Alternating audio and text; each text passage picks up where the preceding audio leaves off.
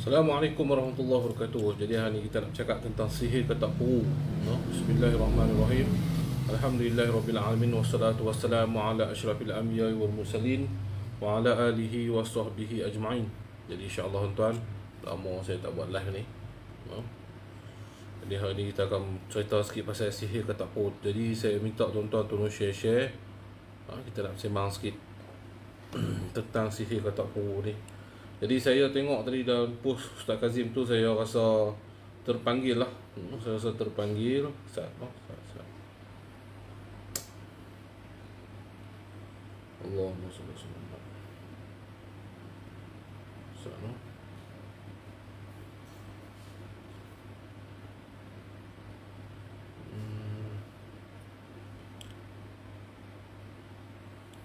Okay, jadi Alhamdulillah. Jadi saya minta tuan-tuan tolong share tuan-tuan. Saya nak terang sikit pada sihir ketak puru ni. Yang saya tengok di tangan Ustaz Kazim tadi tu, yang macam gambar tadi, kita tengok Ustaz Allah. Macam mana yang kita tengok tadi tuan-tuan tu. Okay, jadi kita nampak ni tuan-tuan tu, dia berbintik-bintik, dia warna hitam, macam kesan terbakar. Okey, macam kesan terbakar. Jadi ini adalah satu tanda daripada segi pengalaman saya lah. Pengalaman saya dalam 18 tahun dalam perubatan ni. Ini selalunya dinamakan sihir ketak puru. Sihir ketak puru ni sebab saya biasa tengok, sebab kawan saya biasa beritahu tuan-tuan, kawan saya pun dulu ada di Penang, di apa ni, Allah, di Belah Kedah ni, bukan di Penang, di Belah Kedah, lupa nama tempat tu. Dia memang bomoh lah. Jadi dia cerita lah macam mana sihir ni dilakukan. Sihir ketak puru ni memang mereka ambil sekong ketak, mereka ambil gambar, mereka ada jarum, mereka cucuk sihir, cucuk ketak tu. Lepas tu mereka bubuh dalam air yang setengah, yang mana ketak tu lambat lah mati. Tetapi itu dia lakukan untuk merosakkan kulit-kulit dari luaran yang kita nampak. Sihir ketak puru ni. Okay, untuk pengetahuan tuan-tuan, sihir ketak puru ni bukan sekadar dia rosak di kulit kita nampak macam ni. Tak. Sebenarnya dia akan merosakkan saraf pertama sekali. Ia boleh menyebabkan kita menjadi lumpuh, dan juga akhirnya dia akan efek kepada tulang. Jadi tulang boleh jadi tulang reput. Ini sihir ketak puru ni. Sihir ketak puru ni memang dibuat untuk dendam dan untuk membuat sakit yang panjang. Dia takkan mati lagu tu, dia akan buat sakit yang panjang. Ini saya cerita pengalaman. Sihir ketak puru ada yang busung, ada yang kulit jadi macam tu. Ini saya nak beritahu. Ada yang busung dia pakai ketak jenis lain. Ada yang buat bagi kulit macam tu. Jadi ada dua. Kadang-kadang dia sampai teruk tu boleh jadi busung. Tapi yang saya tahu, dia bila jadi di kulit tu, dia pertama sekali dia akan efek. Kalau tuan-tuan boleh tanya Ustaz Kazim, dia akan beritahu pertama sekali dia akan sakit di sebahagian sendi, urat-urat dia. Sebab apa? Memang sihir yang tu dia akan buat untuk melemahkan saraf, urat-urat saraf kita. Yang kedua, dia akan attack tulang-tulang kita, mana sendi-sendi semua akan sakit, akan rosak. Jadi insya-Allah itu saya beritahu kepada tuan-tuan yang mana terkena sihir ketak puru ni, tolonglah merawat dengan secepat. Okay, bahan-bahan dia kita boleh rawat. Kita boleh menggunakan macam saya akan gunakan limau, lepas tu daun sirih. Kalau dapat sirih merah lagi bagus. Lepas tu kita gunakan bedak sejuk ataupun bedak untuk sejukkan dia, untuk sejukkan dia. Dan kita akan ruqyah, kita akan matikan dahulu bisa di luar tu. Sebab kalau bisa tu dia di luar, dia akan masuk dalam saraf rosak, susah aja sikit. Dia bila sampai saraf rosak, sampai ke apa ni, dah sendi-sendi pun rosak, memang susah sikit lah untuk kita nak rawat. Orang kata apa, sekali, dua, tiga kali tu agak lambat lah sikit tuan-tuan. Dia ambil tempoh tu agak lambat. Sebab apa? Dia dah meresap masuk dalam. Jadi saya sarankan kepada Ustaz Kazim. Saya pun duk minta ni, ada dah saya dapat nombor tadi. Saya dah hubungi seorang Ustaz tu. Memang dia pun kerja di pondok Ustaz Kazim. Nanti dia akan beritahu kepada Ustaz Kazim. InsyaAllah kalau kata diizinkan, saya bukan nak orang yang popular ya kita nak ubat ke tak. Saya kesian lah sebab dia seorang murabi, dia seorang ustaz. Banyak lagi ilmu-ilmu yang kita nak dengar daripada beliau.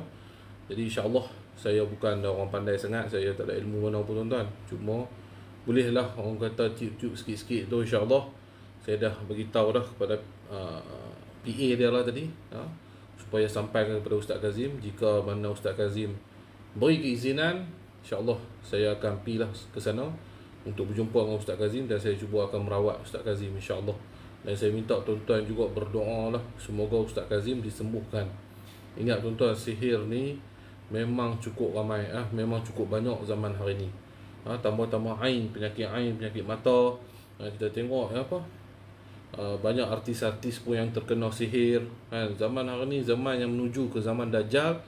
Sihir akan keluar dengan begitu banyak. Walaupun ada orang kata ni kita dah masuk zaman moden. Tuan-tuan, sihir ni bukan pada zaman sekarang. Sihir ni zaman daripada zaman Nabi-Nabi terdahulu, zaman Nabi Musa lagi.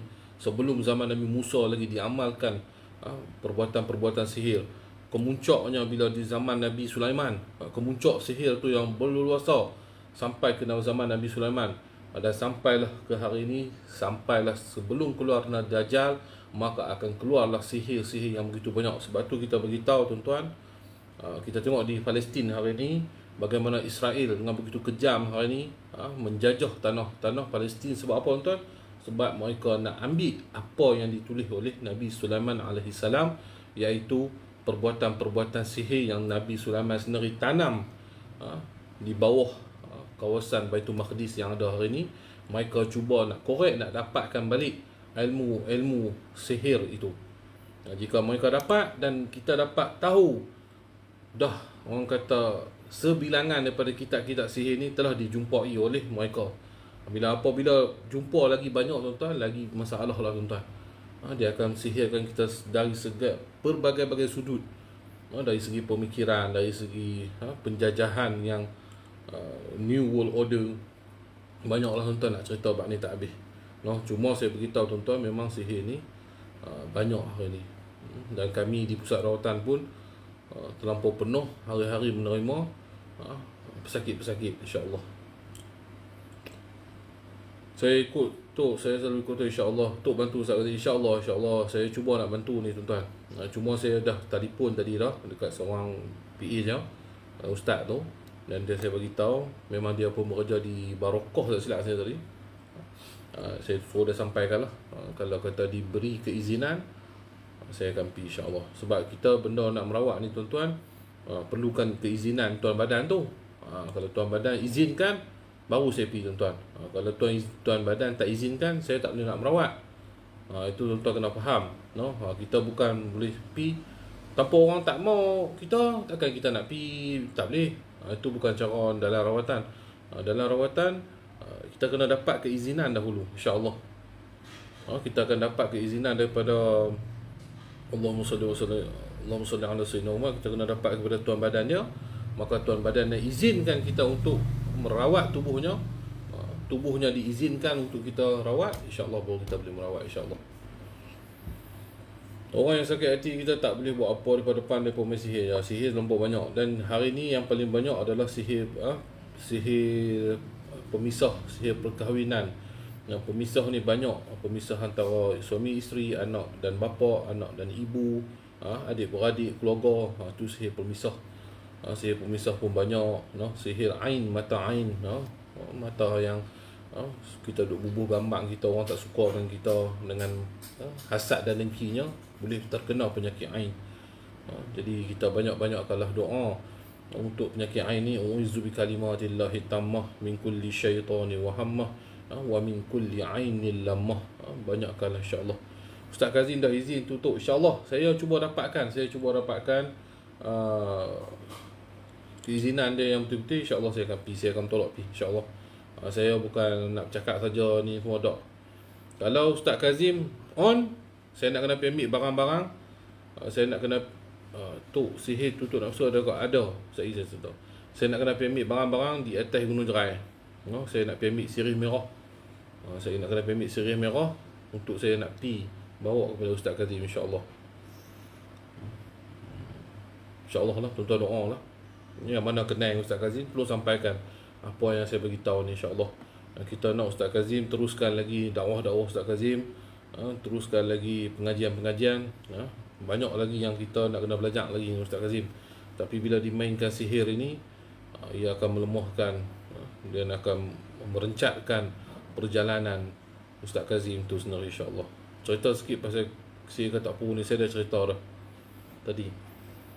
Pernah kena sihir pemikat semangat waktu tengah sakit, alhamdulillah. Da'i Ahmad, PA dia tu, saya dah hubungi dah. Ada 2 nombor tadi saya hubungi, satu tak angkat, satu dah angkat. Saya dah beritahu dah, insya-Allah. Kuat sihir Ustaz Kazim ya. Ustaz Kazim dikenalkan satu persatu lah, kita lihat. Banyak Ustaz Kazim ni, dari hari tu lagi kita tengok bertalu-talu lah beliau kena. Roslina, semalam jumpa kat Sungai Bekar. Nanti saya call balik Roslinda no. Saya ada nombor Roslinda, cuma saya sibuk sikit, nanti saya call balik. Benda ni itulah. Kesian lah Ustaz Kazim sebab dia kena dah. Allahu Akbar. Nak cakap pun tak gamak dah. Bertalu-talu. Ini ujian untuk Ustaz Kazim. InsyaAllah kita akan bantu, insyaAllah. Semoga dimurahkan urusan Tok, insyaAllah. Tok ajak Ustaz Syafiq sekali, ya. Adinda saya doakan saya, Tok, insyaAllah Bu apa. Saya doakan Bu apa. Saya menunggulah kembalinya adinda saya yang tercinta Ustaz Syafiq daripada Mesir, insyaAllah. Kalau Ustaz Syafiq balik 20 bulan ni, mungkin saya bawa Ustaz Syafiq sekali, insyaAllah. Kami pergi merawat, insyaAllah. Apa lagi tuan-tuan tanya? Tok, tolong Ustaz Kazim nanti. Ya, insyaAllah. Kalau diberi izin buat live, saya buat lah. Kalau tak beri izin, kita jangan buat live. Tok, kalau mimpi tengah lawan harimau hitam, lepas tu harimau hitam tu mati, apa maksudnya Tok? Kadang-kadang boleh jadi saka juga tuan-tuan. Kadang-kadang boleh jadi sihir juga. Kita kena tahu kena cek depan-depan, insyaAllah. Saya akan guna rawatan cara tradisional ni sebab saya memang bidang dalam bidang tradisional. Yang mana yang bidang pakar dalam bidang rawatan moden pun boleh bersama-sama untuk merawat Ustaz Kazim ni, insyaAllah. Kita berseiringan. Saya tak pandai dalam rawatan moden. Saya mahir dalam rawatan tradisional Melayu, rawatan Islam. Saya mahir, bukan kata mahir lah tuan-tuan, memang bidang saya tak mahir. Saya tak pandai, tapi dalam ni bidang saya akan gunakan bidang saya untuk merawat seorang itu. Tapi kalau yang orang yang pandai dalam bidang moden, mungkin mereka boleh detect dengan sakit-sakit moden, boleh rawat, no? Kita rawat sama-sama, insya-Allah. Rabbana atina fid dunya hasanah wa fil akhirati hasanah wa qina adzabannar. Dunia dan akhirat kita minta, kita selalu kita doa, ya Allah, kita minta selamat dunia dan akhirat. Dan boleh juga ilmu apa sekali tuan-tuan yang ada di dunia ni kita manfaat, insya-Allah. Tok, minyak cenoi buat lagi.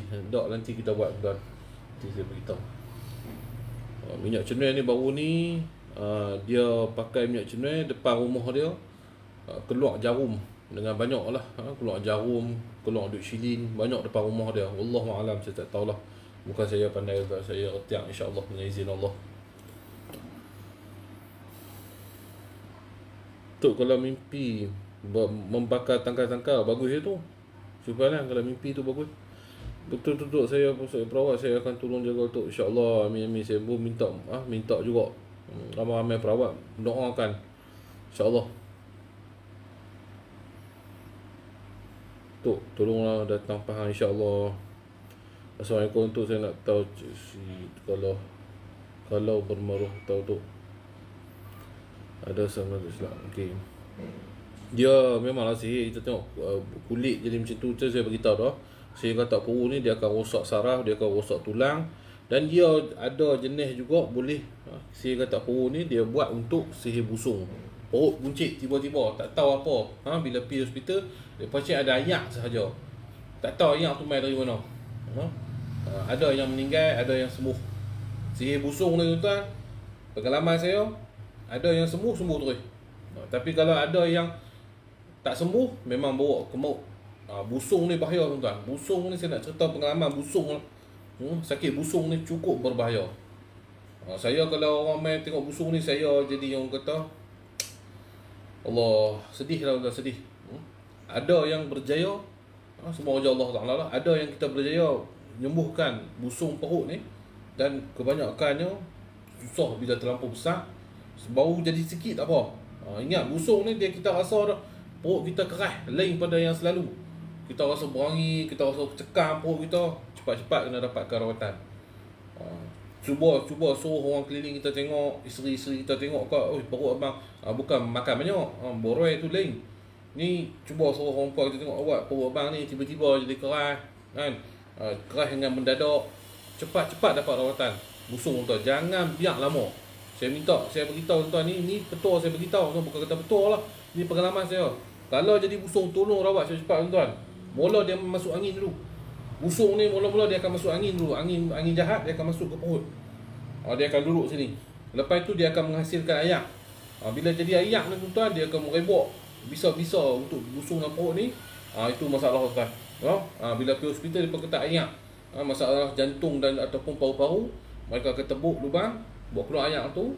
Ada yang sembuh, ada yang tak sembuh. Hati-hati, hati-hati.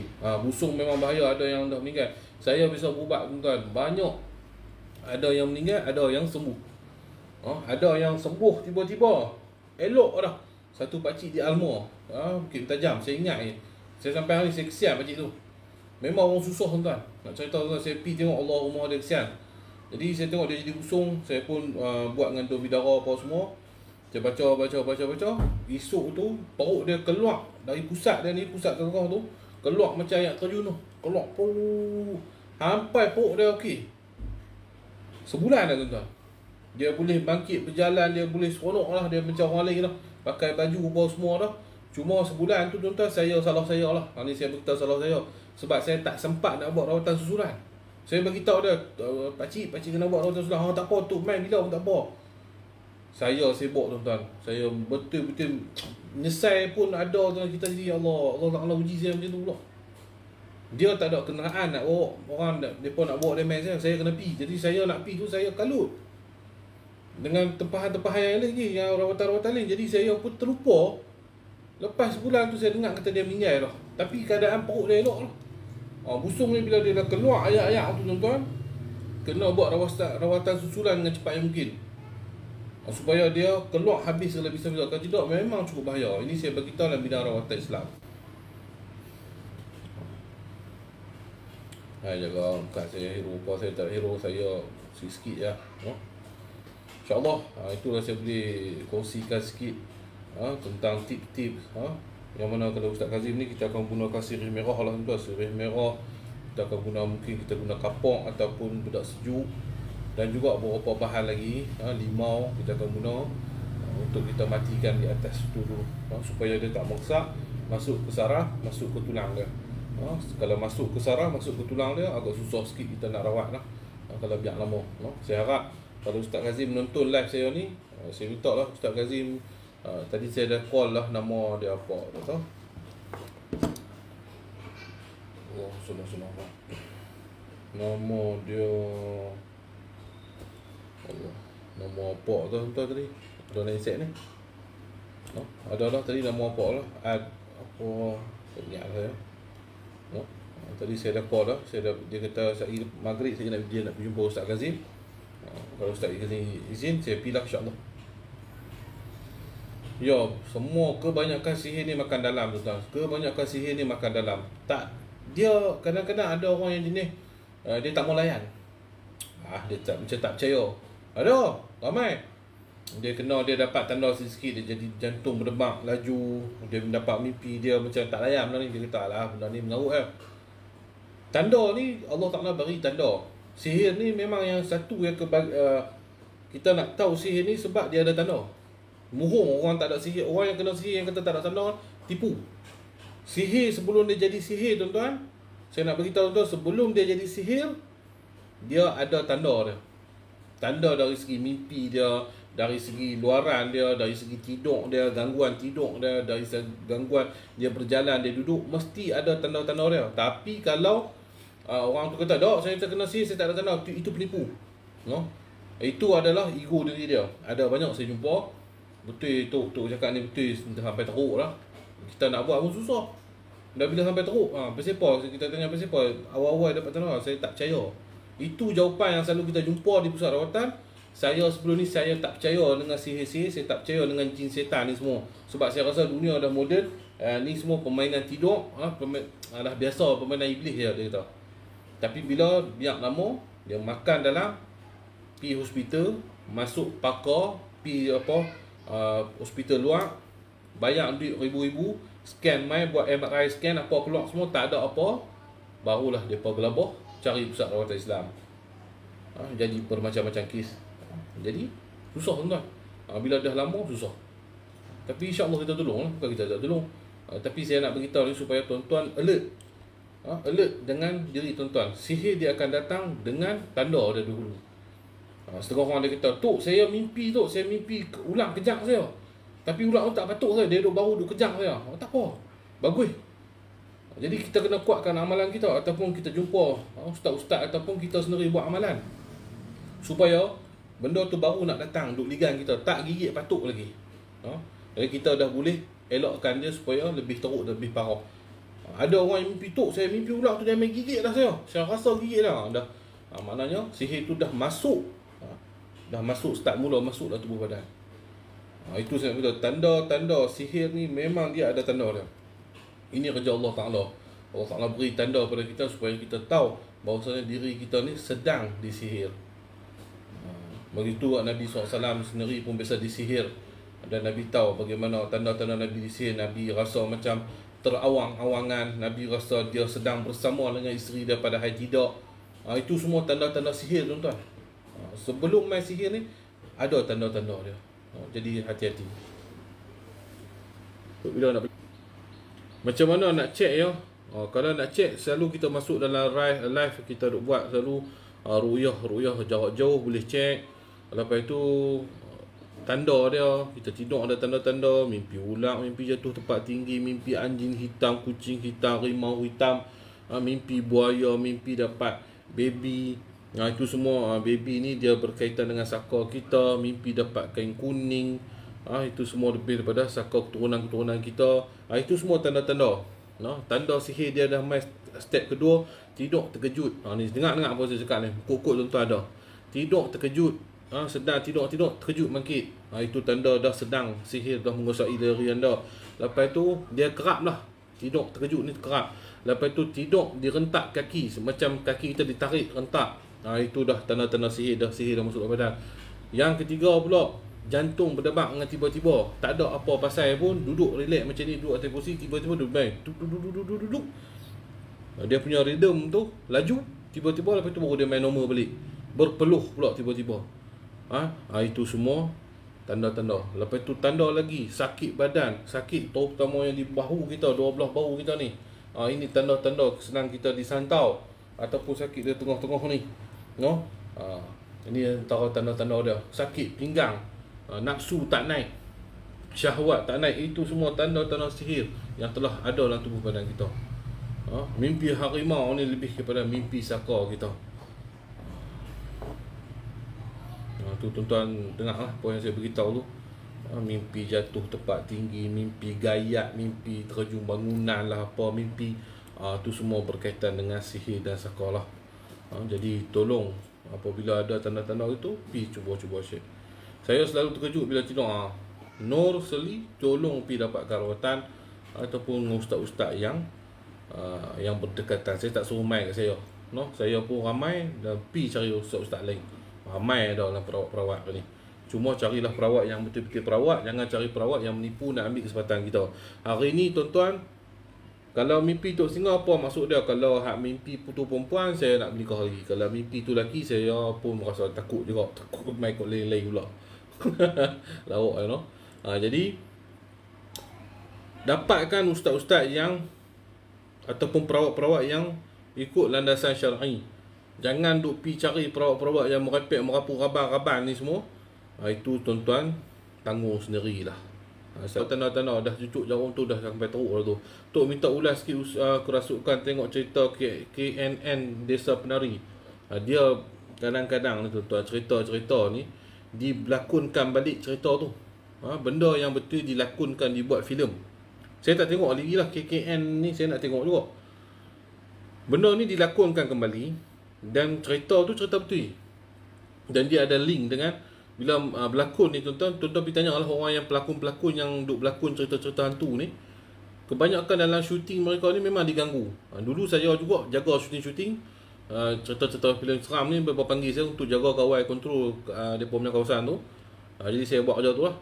Jadi kadang-kadang syuting ni tuan-tuan menyebabkan cerita-cerita yang menyebabkan yang hantu ni, menyebabkan jin-jin sana memang ada situ. Dan orang yang tengok ni pula dia terlampau hayati dengan emosi dia juga. Dan memang diri dia tu ada gangguan jadi-jadilah masuk tuan-tuan. Kalau sebab tu kata gamak-gamak seram ni, kalau orang yang lemah semangat jangan tengok. InsyaAllah. Assalamualaikum. Orang yang buat sirah bolah tak, dia kena balik tak? Buat sihir boleh kena balik? Ya, sihir akan kena balik pada tuan yang dia cerita dia macam ni tak? Saya cerita no? Tok Bomo ni dia cerdik. Okey, orang yang nak ambil contoh A pergi jumpa Tok Bomo, nak kenalkan si B. Dengar no, saya cerita. Okey, Tok Bomo ni C lah. Okey, A mai jumpa Tok Bomo, beritahu saya sakit hati dengan B ni. Jadi saya nak Tok Bomo buat kepada si B ni. Okey, Tok Bomo pula minta gambar-gambar si B ni. Maka si A pun bagilah gambar-gambar semua. Dan Tok Bomo kata, okey, saya akan buat macam ni. Dan kamu kena tahu pantang larang dia. Ada A, B, C, D. Okey, ni pantang-pantang larang kamu kena jaga. No? Dan saya takkan bertanggungjawab. Bomo akan cakap macam tu. No? Jika berlaku apa, saya takkan tanggungjawab. Kalau berlaku atas kamu, patah balik kamu main jumpa saya akan buat balik. Selalunya macam tu. Bomo akan lepas tangan. Okey, settle lah. Okey, dia pun setuju. Maka si Bomo ni buatlah untuk si B. Hantarlah sihir. Okey, nak cerita kali tuan-tuan. Bila sihir ni, sebab tu ada orang setengah dia kata dia selalu sakit waktu asar. Ada setengah orang kata aku sakit selalu waktu maghrib. Dia terpulang waktu bila yang dia telah dimandrem ataupun dia telah dibomoh ataupun dibaca mentera-mentera di atas tubuh badan dia, terpulang di waktu mana orang yang buat sihir tu buat. Kalau dia buat lepas maghrib, Tok Bomo tu jampi lepas maghrib, Tok Bomo tu buat lepas maghrib, maka tuan-tuan akan sakit hanya waktu maghrib saja. Waktu lain okey. Waktu tu dia akan sakit. Sebab apa? Itu waktu yang telah dibuat oleh bomo-bomo. Okey, bila dia buat habis semua dah, si B ni pun sakit teruk bawah semua. Pilah rawat dengan ustaz. Bila ustaz ni tarik buang sihir, jin ini akan cari balik. Cari balik tuan dia. Tuan dia pertama adalah bomo. Bila sampai ke bomo, bomo akan elak. Bukan aku yang hantar api, A yang hantar api. Maka hampilah kepada A. Jadi jin tu akan patah balik, makan balik A ni. Sebab apa? Dia sakit lah. Jin ni sakit lah bila kena dengan ustaz ni. Dia sakit, dia akan patah balik. Dia akan makan lah. Nak makan bomo, bomo dah tempiah. Bomo hantar pulang kepada A ni. Maka A lah kena tahu. Jangan buat sihir ni tak ni lah tuan-tuan. No? Ingat, jangan ambil ilmu sebarangan. Dia boleh menjadi pendamping kamu. Pendamping kamu berwajah kamu. Ia akan iras wajah kamu, pendamping ini. Maka bila kamu mati, bermulalah ia menjadi saka keturunan kamu sendiri. Itulah asal usulnya saka keturunan. Ia bermula dari pendamping. Berdampinglah kamu wahai dengan, contoh ayat yang selalu digunakan, berdampinglah kamu dengan aku untuk sekian-sekian aku nak ni. Bila kamu ambil pendamping, ambil ilmu-ilmu yang salah, maka ia akan berdamping dengan kamu dan ia akan berwajah seperti kamu, cuma ada kesan-kesan yang lain, tapi wajahnya seperti kamu. Maka lepas kamu mati, ia tidak diselesaikan, maka ia akan menuntut perjanjian dahulu antara kamu dengan dia.